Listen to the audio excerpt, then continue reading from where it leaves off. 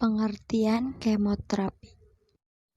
Kemoterapi adalah salah satu prosedur pengobatan dengan menggunakan bahan kimia yang sangat kuat untuk menghentikan atau menghambat pertumbuhan sel kanker dalam tubuh.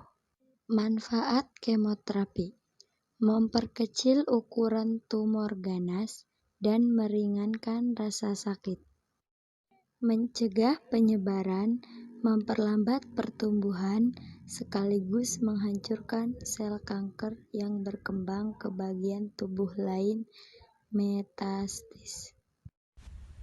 Cara pemberian kemoterapi. Yang pertama, topikal. Krim atau gel yang mengandung obat kemoterapi akan dioleskan pada kulit. Metode kemoterapi ini biasanya dilakukan untuk mengobati jenis kanker kulit tertentu. 2. Oral. Beberapa kemoterapi dapat dikonsumsi dalam bentuk pil, kapsul, atau cairan yang diminum. 3. Suntik. Obat kemoterapi injeksi dapat diberikan melalui suntikan pada otot atau lapisan lemak, misalnya di lengan, paha, atau perut. 4. Intraperitoneal. Obat kemoterapi langsung diberikan melalui prosedur operasi atau lewat selang khusus ke dalam rongga perut, di mana terdapat usus, hati, dan lambung. 5. Intraarteri. Obat kemoterapi langsung dimasukkan ke dalam arteri yang menyalurkan darah ke kanker. Yang terakhir, intravena. Obat kemoterapi langsung dimasukkan ke pembuluh darah vena. Ada efek samping kemoterapi. Yang pertama, rambut rontok, nyeri, kehilangan nafsu makan, perubahan indera perasa, mulut terasa pahit, asam, bahkan tidak merasakan sama sekali, penurunan berat badan, mual dan muntah, sesak napas, dan kelainan detak jantung akibat anemia, kulit kering dan terasa perih, perdarahan seperti mudah memar, gusi berdarah, dan mimisan, sering terkena infeksi, sulit tidur, gangguan psikologis seperti depresi, stres, dan cemas, rasa lelah dan lemas panjang hari, konstipasi atau diare, dan yang terakhir adalah sariawan. Teman-teman, di sini juga terdapat cara meredakan efek samping kemoterapi. Ada istirahat dan sesuaikan aktivitas, terapkan diet kanker, minum obat pereda efek samping, jaga kebersihan, dan hindari kontak dengan orang sakit.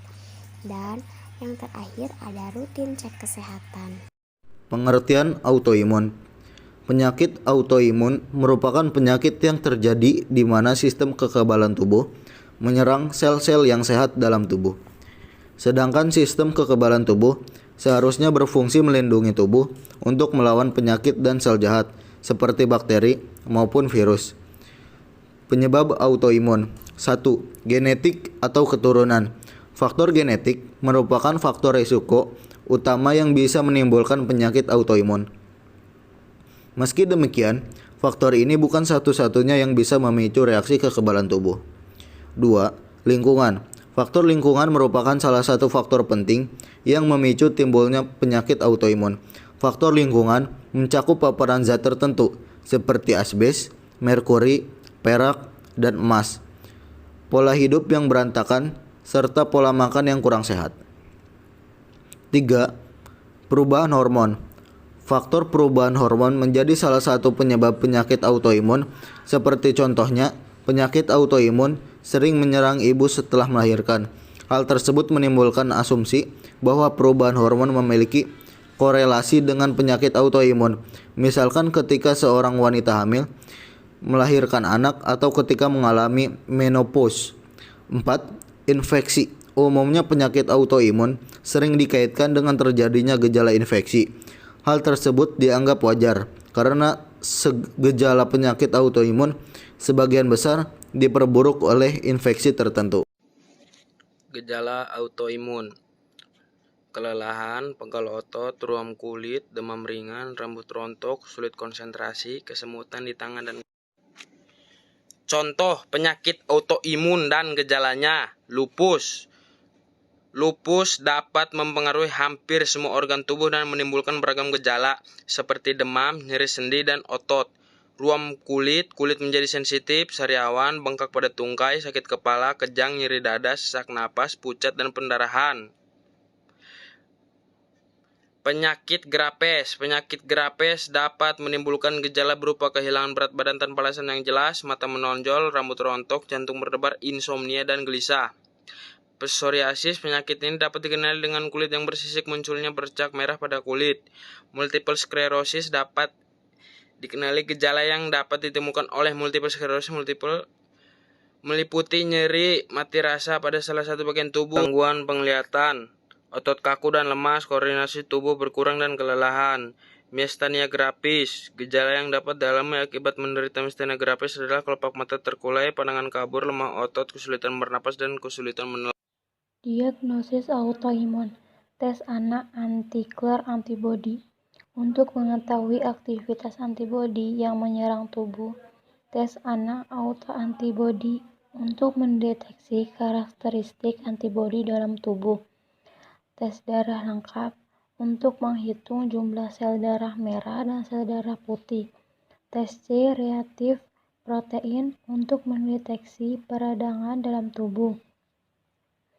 Tes sedimentasi eritrosit untuk mengetahui tingkat keparahan peradangan yang terjadi dalam tubuh. Pengobatan autoimun. Obat-obatan. Obat-obatan yang dapat diberikan untuk menangani penyakit autoimun meliputi obat antiinflamasi non-steroid ONS seperti ibuprofen atau aspirin untuk mengatasi nyeri.